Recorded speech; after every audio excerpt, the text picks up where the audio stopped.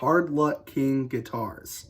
I've been hearing about this brand for a little while now. This is a brand that claims they can get you a pro level playability guitar at a discount price. One of those things is true. These are a heavy discounted guitar. This guitar is only $230. I don't consider that overly expensive at all. And I think the max I've seen them charge is around maybe $399. Pretty affordable. But pro level playability, that is something yet to be determined. I've seen some other reviews on these guitars. Some people praise them, some people hate them. You know what they say about opinions? They're like assholes. Everyone has one and they stink. So let's take a look at mine. What I'm going to say here is that at first sight, it's a beautiful, beautiful guitar. That's really what grabbed my attention. I don't think I've ever seen a guitar be that good looking for its price ever in my life. So a few things to also know is that when you first inherently look at this brand, you see a lot of ads with a guy who's wearing like a skull mask and kind of a cheap mid-2000s looking advertisement, so that raises some red flags. You get free sticker here. This is kind of the what they send you with it. It's the brand look. You know, you got the skull and the, you know, the wings. It's, you know, take that as you will. And also the thing that is interesting to me is that I can't actually find necessarily where these guitars are made. On the back of the headstock, it's going to say, you know, SoCal, United States, and, well, it doesn't even, it's kind of a loophole, isn't it? It doesn't say where in Southern California, and it probably is not made in California with American labor. For all I know, hey, these are made in the basement somewhere in Zimbabwe. I don't really care. It is what it is. It's part of what makes the guitar affordable, so I'm just going to take that with how I'm weird like that. I kind of like the mystery of not knowing where it's made, so let's go ahead and take a look at it. This is what it came in. Sorry about the mess. I'm in the middle of renovating right now. I know recording on my phone is not the most ideal situation for recording these types of videos, especially without a mic, but it's what I got right now. So, of course, came to standard boxing, and of course, you take the first look at this guitar. It is gorgeous. Pearl white on gold, just a beautiful neck. So, and it does come with, you know, of course, a sticker, as I said, and the whammy bar and a setup kit, which includes, I think, just like a small connection cable. So that's nice. Just to kind of give you a closer look, you know, of course, these are the single coils. This is an Alder body, which is, of course, a staple in making guitars. Perfectly fine. Maple neck board, and it's a bolt-on. Now, here's one thing I will show you on the back that was a little alarming. You probably can't see it, but if you zoom in just enough, it shows just a little bit of cracking right where the bolt-on is. And over here, you can see that there's just kind of a bit amount of space on the bolt-on.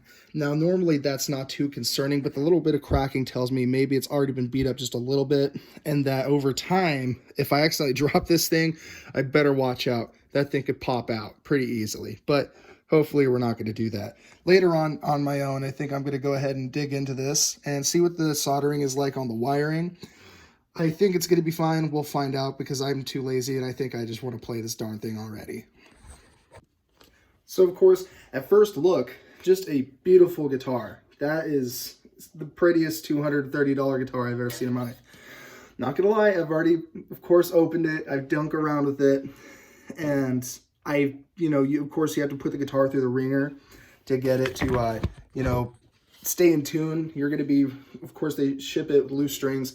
You're gonna be playing it, retuning it, playing and retuning it over and over. That's just the standard part of breaking in a guitar. So, of course, we look at it, it's pretty. Fun fact about guitars, though. What you get is what you pay for with material. I'm not going to always say that what you get is what you pay for with playability or maybe even tone. That's not always the case. One thing I have to give them a lot of credit for and praise them is that the playability of this guitar is phenomenal. It is smooth and it feels so nice. This is my favorite kind of neck. All of the fret is inside of the neck, and it's not choppy at all, not forcing you to do any sort of grinder work. I love hard enamel shells like this. It's just perfect. In a good way, it feels like a toy. It's just like you could just play it, you know? And it's the way it contours to your body is really nice. It feels like your average Strat that way. course, it's not a strap, but it looks like one. We'll just call it that for now. They call this one the Grace Bombshell, if I remember correctly. And it's the one, of course, I picked out. And as you can see on the back here, I mean, if you want to pause and zoom in, we don't know where it's made. Closer look at the guitar. This right here, I guarantee you is not steel. It's probably what we call Chinese pot metal. All those cans you recycle, they go to China, they smelt them down, and they use it to make guitars with. Now, of course, this is the most ideal quality. I'm not going to say that's true. I definitely think that the good thing is that it makes it affordable, and it doesn't always affect your guitar enough to make you go, well, I can't play this guitar. So far, good bang for the buck. First sight, one thing that is a bit alarming is you see the toggle switch is just a little bit wiggly. That means if I'm really going aggressive with it, that potentially, you know, it could break out, and that's not always fun. But besides that, I think it's not a huge issue, and it's something you could definitely fix. You could do definitely other things to work on it, like a typical Strat. You could take this out, you could put a little bit of foam padding in the spring, and that way it kind of keeps it from buzzing. Not gonna, a lot of these strings on it right now are still kind of fretting out, so I'm gonna have to do some work tweaking up there to get the bridge kind of set perfect that way. But overall, I am pretty impressed so far with this guitar. A lot of brands like Jackson, Ibanez, Gibson, you know, of course, well, Epiphones we'll call them because that's the cheaper way, Squire, they were all in cahoots with each other for years, making guitars purposely hard to play. And that was awful on young players because it costs next to nothing to make a smooth neck. We know that. But for years, they got away with doing it just to try and upsell you on their more expensive guitars to make you think you need to spend more money to get a nice playability on your guitar. That's not true. So praise to them for actually making a cheap guitar with playability. So that's nice. Anyways, I think I've done enough talking. I normally would do a bit more work to this guitar before playing it and really recording how it sounds to a particular way, but I don't have too much time today. And like I said, I'm doing a lot of renovating, so let's just get right at it and enough of me talking. So as I already said, great playability. However, we're going to see how it sounds a little bit, and I'm of course going to be playing through my orange here, and I'm going to have a bit of reverb. It's going to be on a clean setting. Most of the time, if I'm playing a Strat, I like the clean sounds for the single coil purpose, and I'm going to have it try and be nice and bassy and fat. That's kind of how I like my clean tones. So let's go ahead and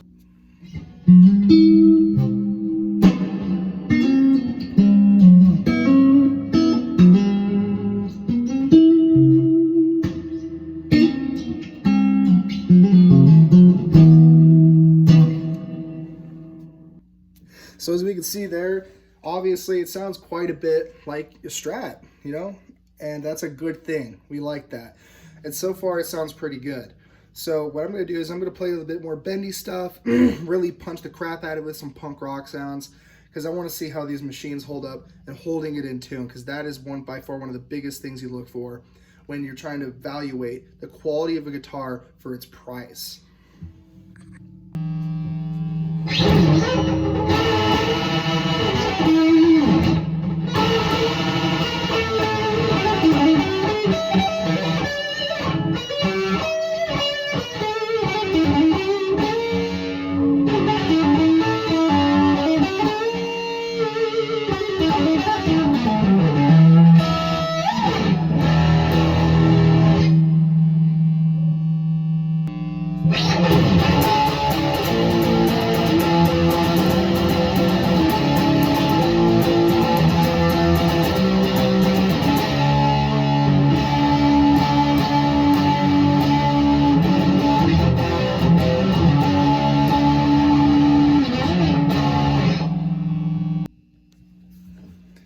So let's go ahead and play some clean stuff. I'm going to start up here, kind of where we get your twang.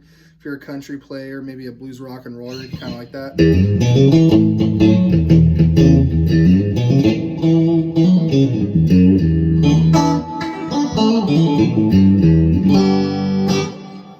So that's very nice. But of course, when I play a Strat, I'm always looking to go maybe a little more down here. So I'm going to do, I'm going to toggle right in between here. I think that's typically where a good sound is, but I'm also going to jump down one more so you can hear that as well. So I like to see that they really did put the emphasis on making each coil have its own unique sound. I have been ripped off before where I picked out a Strat and every coil sounded borderline the same, so that's not fun. Let's hope we don't get ripped off this time, right? So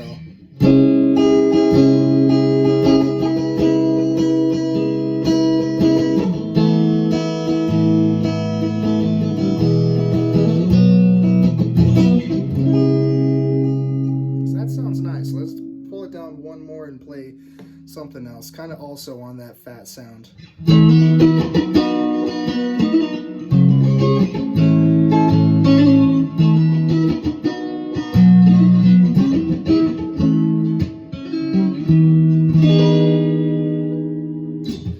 I do like this guitar a lot so far. It has a good sound. Of course, keeping it in tune might be one thing, and you probably might want to upgrade your pickups at some point depending on how easy this guitar is to work on in that aspect.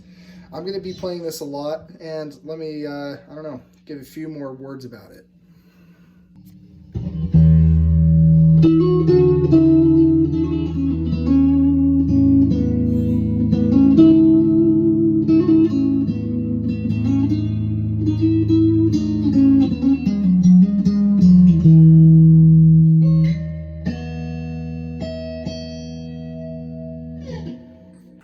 Overall, I have to say, for the price tag of this guy, probably about an A-. Could be A+ if it was a little more well built in.